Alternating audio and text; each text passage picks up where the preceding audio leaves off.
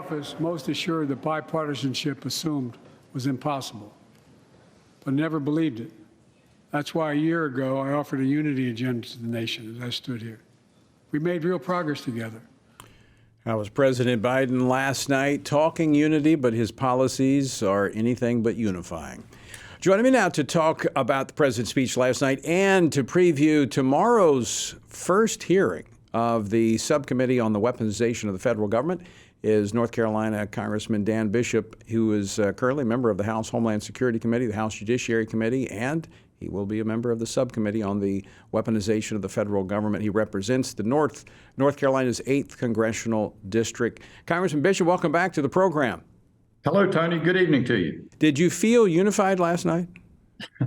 You know, saying one thing and doing another is about the worst thing you can do in politics to earn trust, to build unity. And I would say my view was that last night's State of the Union address was probably the worst I've ever seen.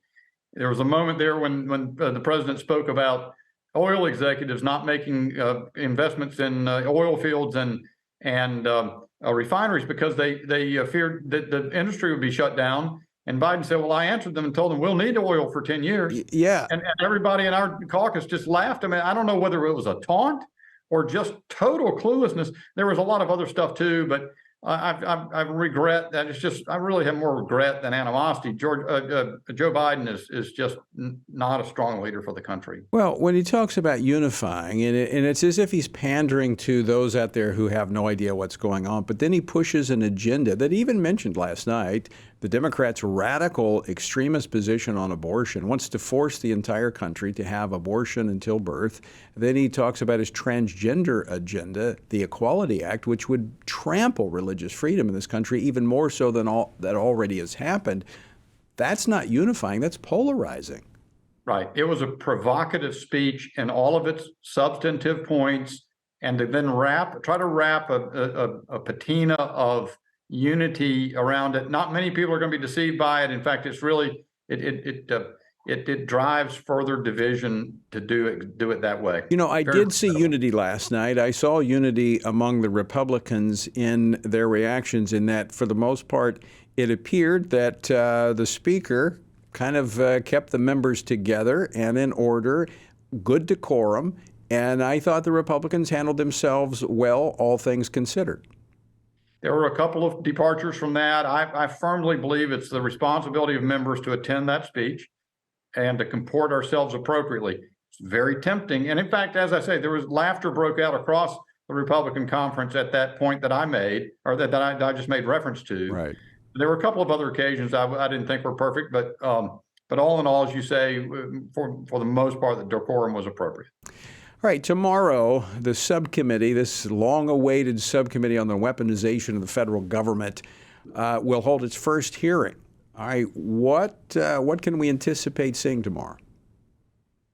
There's much yet to be discovered, Tony. We haven't even begun the investigation, much of which will occur by individual transcribed interviews of people, one person after another, before there are other big public hearings. But this one sets the stage. Jonathan Turley is one of the witnesses. Many of your viewers will be familiar with Professor Turley, right, law professor.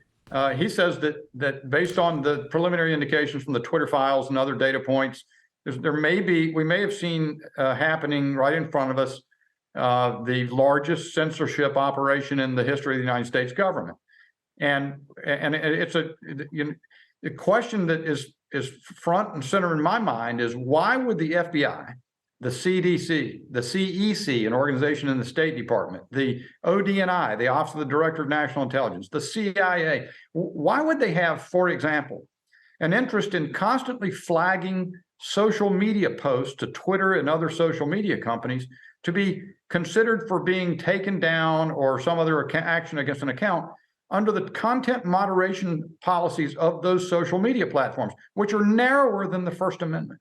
Why would the FBI have the reason to spend resources cultivating or curating the speech, the discourse of Americans in public that doesn't violate the law?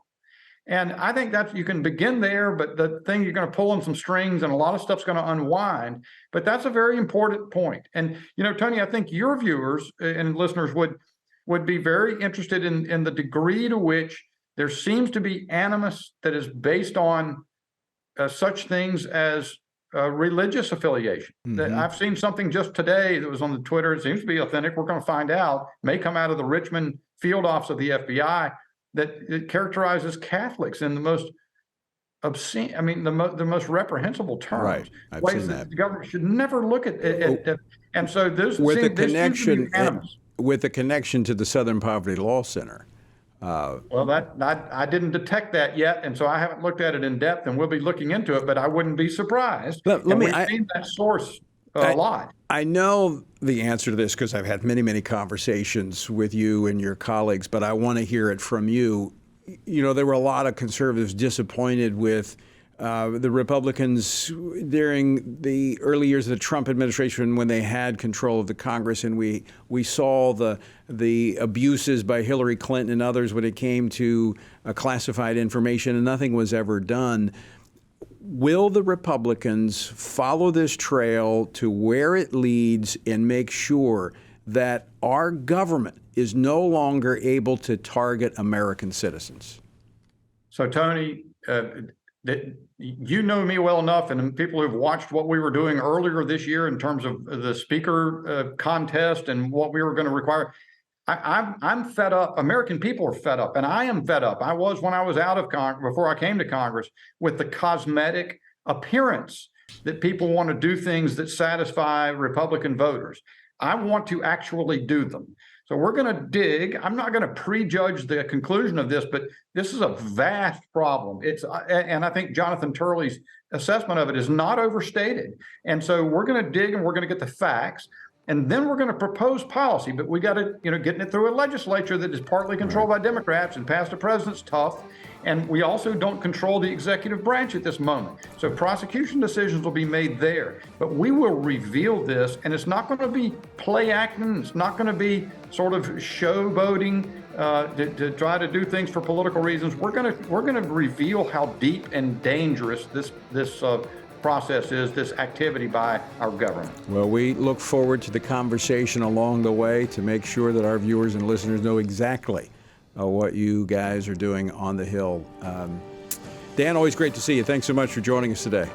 Thank you, Tony. It's always a pleasure. I appreciate the opportunity to share with your viewers and keep them apprised.